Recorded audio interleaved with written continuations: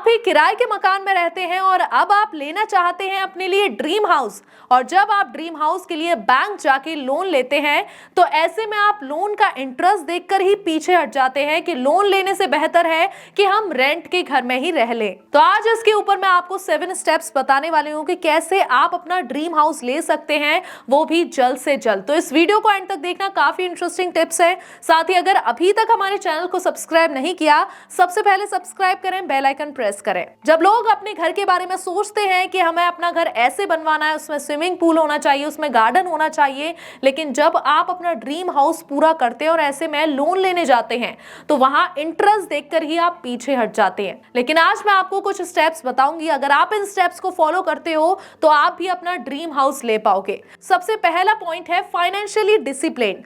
आपको पता होना चाहिए कि आपको कहां खर्च करने हैं, जो यूजेबल चीज है उसी में आपको पैसा खर्च करना चाहिए। साथ ही आपको काफी ज्यादा फाइनेंशियली डिसिप्लिन होना पड़ेगा अगर आप अपना ड्रीम हाउस लेना चाहते हो तो। और जब आप ड्रीम हाउस लेने जाओगे तो आप अपना डाउन पेमेंट भी दोगे, तो ऐसे में वो आप अपनी पॉकेट से ही दो, और इसके लिए आपको फाइनेंशियली डिसिप्लिन होना पड़ेगा। आपको अपनी सैलरी का लगभग 20% ही खर्च करना है और आपको यूजफुल चीजों में खर्च करना है, और आपको डाउन पेमेंट लगभग आपकी प्रॉपर्टी का जो मार्केट वैल्यू चल रहा है उसका 10 से 25% आपको देना पड़ेगा। साथ ही इसके लिए आपको सेविंग्स चालू करनी पड़ेंगी और आपको देखना पड़ेगा कि आपकी जो सैलरी आ रही है उसमें से आपको 20% ही खर्च करना है और बाकी का बचा परसेंटेज आपको सेव करना है। साथ ही आपको ऐसी जगह पैसा वेस्ट नहीं करना जो कि आपके लिए ज्यादा नीडेड ना हो, ज्यादा यूजफुल ना हो। आपको देखना है कि अगर आप 24 घंटे के बाद भी उस चीज के बिना नहीं रह पा रहे हो तो आप उस चीज को खरीद सकते हो। साथ ही आपको अपने मनी मैनेज करना होगा। आपको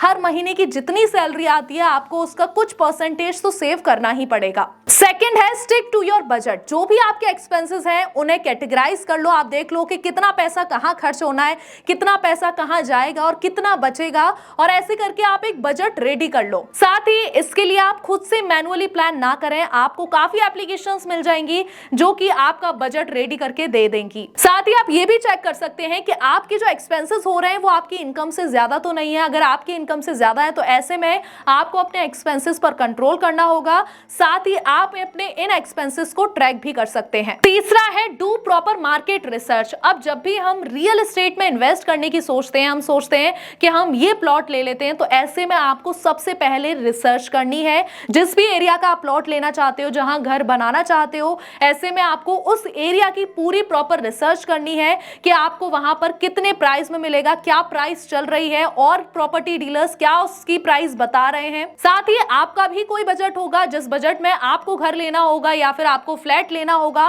तो आपको उस बजट में प्रॉपर्टी सर्च करनी है, फ्लैट सर्च करने हैं। अगर आपको कोई स्पेशियस होम की नीड नहीं है तो ऐसे में आप 1 BHK 2 BHK ले सकते हैं और उसके प्राइसेस इतने ज्यादा नहीं होते। बजाय अगर आप कंपेयर करोगे लैंड से तो उनके प्राइसेस काफी ज्यादा हाई रहते हैं। लेकिन अगर आप इन्वेस्टमेंट पर्पज से ले रहे हैं और आपको पैसे इन्वेस्ट करने हैं तो मैं आपको कहती हूं कि आप लैंड में इन्वेस्ट करें, क्योंकि उससे आपके आने वाले टाइम में प्रॉपर्टी के रेट्स तो हमेशा इंक्रीज होते हैं, हर साल कुछ ना कुछ इंक्रीज होते हैं, तो ऐसे में आपको रिटर्न जो मिलेगा वो काफी ज्यादा अच्छा मिलेगा। लेकिन हम ड्रीम हाउस की बात कर रहे हैं तो आप ऐसा घर देखिए जो कि आपके बजट में हो, जो कि आप ले सकें। साथ ही आपको मार्केट प्राइस चेक करने हैं। जिस भी एरिया में आप उस प्रॉपर्टी को ले रहे हो उससे पहले आप मार्केट प्राइस चेक कर लें, क्योंकि ऐसे में काफी स्कैम्स भी चल रहे हैं जो कि लोग ज्यादा बता के प्रॉपर्टी बेच देते हैं, लेकिन असल में उस प्रॉपर्टी के रेट्स इतने नहीं होते। फोर्थ है प्लान इन्वेस्टमेंट। सबसे पहली बात तो अपनी सैलरी का कुछ पार्ट सेविंग करना। इसका मतलब ये इनफ नहीं है। अगर आप एक ड्रीम हाउस लेना चाहते हो तो आपको इन्वेस्टमेंट के लिए भी प्लान करना पड़ेगा। आप स्मार्टली अपने मनी को मैनेज करो और आप अपने पैसों को ऐसी जगह इन्वेस्ट करो जिससे बाद में कुछ टाइम बाद रिटर्न काफी ज्यादा अच्छा हो। अब यहाँ मैं आपको एक एग्जाम्पल के जरिए समझाती हूँ। मान लीजिए आप अपनी कुछ सेविंग्स जो है वो सेविंग अकाउंट में कर रहे हैं और सेविंग अकाउंट का इंटरेस्ट रेट है 4%, और यहीं अगर हम फिक्स डिपॉजिट यानी कि एफडी से कंपेयर करें तो एफडी का इंटरेस्ट रेट है लगभग 6%, यानी 6% per annum before tax. On the other hand अगर रिकरिंग डिपॉजिट करते हो, उसमें इन्वेस्टमेंट करते हो, तो उसका इंटरेस्ट रेट स्टार्ट होता है 7% से लगभग 8% के बीच में। यहीं अगर आप म्यूचुअल फंड में इन्वेस्ट करते हो तो म्यूचुअल म्यूचुअल फंड का जो रिटर्न रहता है वो लगभग 10 से 15% के बीच में होता है, यानी कि ये उससे भी कई ज्यादा है। तो ये फंड के ऊपर डिपेंड करता है कि आप किस फंड में अपना पैसा इन्वेस्ट कर रहे हो। साथ ही मैं आपको एडवाइस दूंगी कि आप ऐसी जगह अपना पैसा इन्वेस्ट करें जहां से काफी अच्छा रिटर्न मिले। साथ ही आपको ये भी ध्यान देना है कि कुछ रिस्क फैक्टर्स भी होते हैं, उन पर भी आपको फोकस करना पड़ेगा और एक गुड इन्वेस्टमेंट आप चूज करें जिससे बाद में एक गुड रिटर्न आपको मिले। फिफ्थ है set aside money for the future EMIs. अगर आज के टाइम में आप without home loan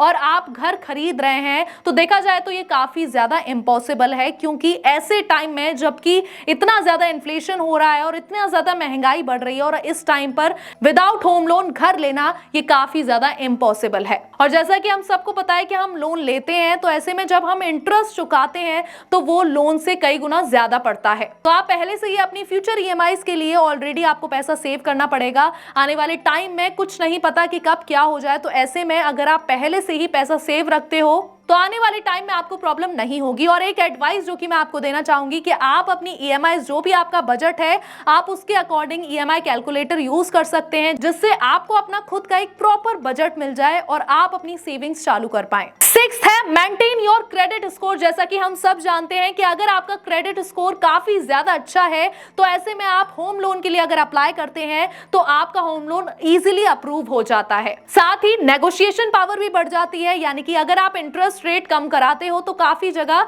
interest rate भी कम हो जाता है। बट अनफॉर्चुनेटली लोन का जो इंटरेस्ट रेट होता है, यानी कि जितना आप लोन ले रहे हो उससे ज्यादा ही आपको पैसा देना पड़ता है इंटरेस्ट रेट के साथ। और अगर आपका क्रेडिट स्कोर काफी ज्यादा खराब है तो आपको लोन लेने में काफी ज्यादा परेशानी आ सकती है। साथ ही अगर आपको लोन मिलता है तो वहां आपको इंटरेस्ट रेट काफी ज्यादा हाई मिलेगा। तो याद रखें कि आप अपना क्रेडिट स्कोर खराब ना करें, टाइमली अपने पेमेंट्स को पे करें और अपनी क्रेडिट लिमिट की पूरी लिमिट आपको यूटिलाइज नहीं करनी है, उसका कुछ ही % आपको यूटिलाइज करना होता है, यानी कि 50% आपको यूटिलाइजेशन नहीं करनी होती है, लगभग 30% ही यूटिलाइज करना होता है। अगर आपको इसके ऊपर एक लॉन्ग वीडियो चाहिए तो हमें कमेंट बॉक्स में जरूर बताइएगा। 7th पॉइंट है कंपेयर योर होम लोन। सब आपने ये तो डिसाइड कर लिया कि आपको घर लेना है, लेकिन आपको होम लोन्स कंपेयर करना, साथ ही आपको किस बैंक से होम लोन लेना है ये भी बहुत ज्यादा इंपॉर्टेंट होता है। अब देखा जाए तो होम लोन का इंटरेस्ट रेट 8% पर एनम से स्टार्ट होता है। तो अब आपको ये डिसाइड करना है कि आप जिस भी बैंक से होम लोन लेने जा रहे हो वहां पर जो इंटरेस्ट रेट होना चाहिए वो 8% पर एनम से कम होना चाहिए। और साथ ही आप जितनी भी बैंक्स में पूछने जा रहे हो उन सभी इंटरेस्ट रेट को कंपेयर कर लेना। साथ ही आपको फ्लोटिंग रेट चूज करना चाहिए। इससे क्या होता है कि फ्यूचर में जब भी अगर इंटरेस्ट रेट कम होता है तो इसमें आपका बेनिफिट होगा। साथ ही आपको लोन लेते हुए ये भी चेक करना है कि उसकी प्रोसेसिंग फीस कितनी है, लेट पेमेंट चार्जेस कितने हैं, प्री क्लोजर चार्जेस कितने हैं। तो अगर आप इन फैक्टर्स को देखते हुए लोन ले रहे हो तो आपको अपने लोन की टोटल कॉस्ट पता चल जाएगी कि कितनी कॉस्ट बैठ रही है। अर्ली एज में घर खरीदना चैलेंजिंग तो है लेकिन इम्पॉसिबल नहीं है। और साथ ही हम ये सोचने लग जाते हैं कि जब हमारी इनकम इंक्रीज होगी तब हम अपना इन्वेस्टमेंट प्लान देखेंगे,